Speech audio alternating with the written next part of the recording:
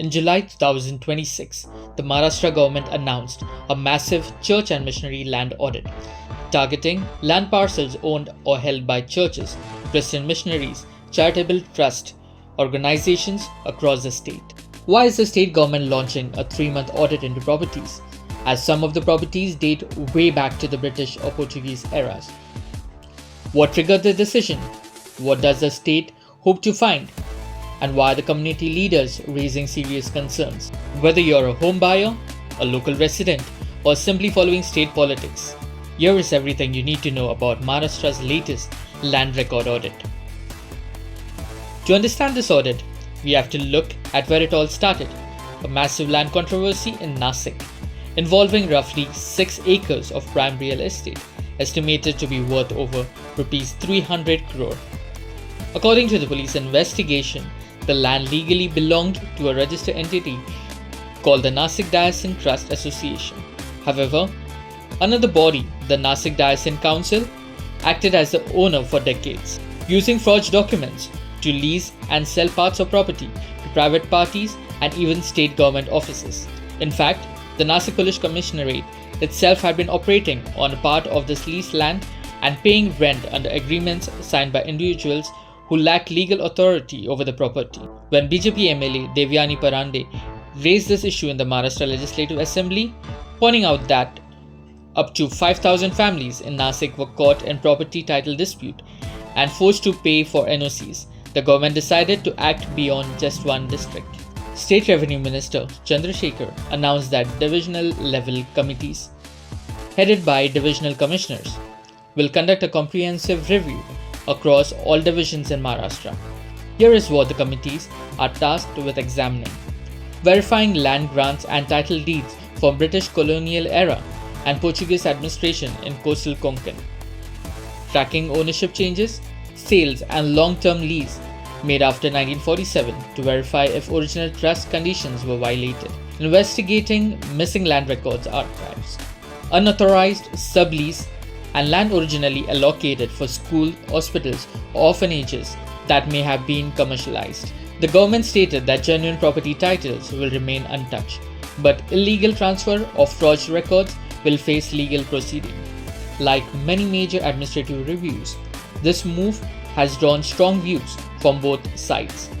State official emphasizes that this is purely administrative exercise focused on revenue integrity, anti-corruption, and updating land records. They argue that protecting public and trust land from land mafias and fraudulent middleman benefits. On the other hand, Christian community representatives and institutional leaders have expressed anxiety over the scope and timing of the audit. Christian institutions operate 200 of independent trusts, dioceses, and charitable societies, making historical verification complex and administratively burdensome. Community leaders worry that legitimate institutions providing education and healthcare could face harassment and administrative delays over century-old documentation gaps. Finally, minority right groups point to recent social-political friction in the state, urging the government to ensure the process remains objective and does not create unnecessary panic.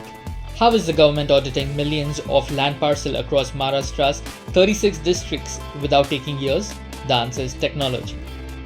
In mid-2026, Maharashtra rolled out a massive drone-based survey campaign targeting urban local bodies and extended Gauten, backed by state's Unnamed System Policy 2026. High-resolution aerial imagining is being paired with GIS mapping to redraw property maps with millimeter accuracy.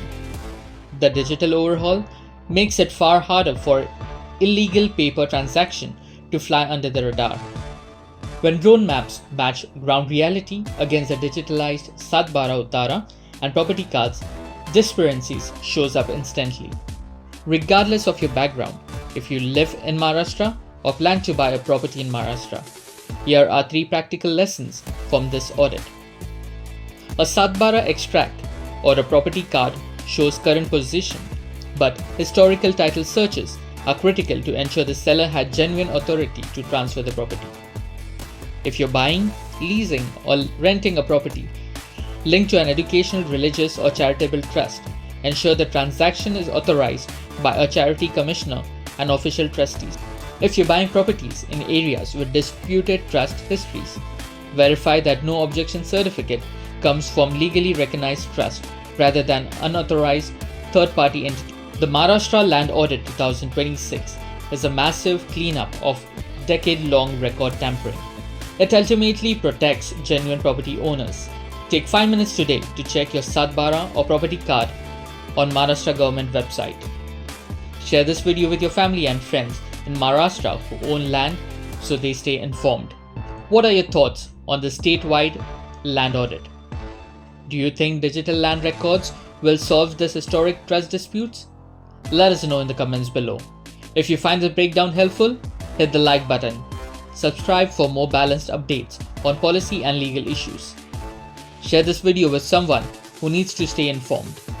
Thanks for watching and see you in the next video.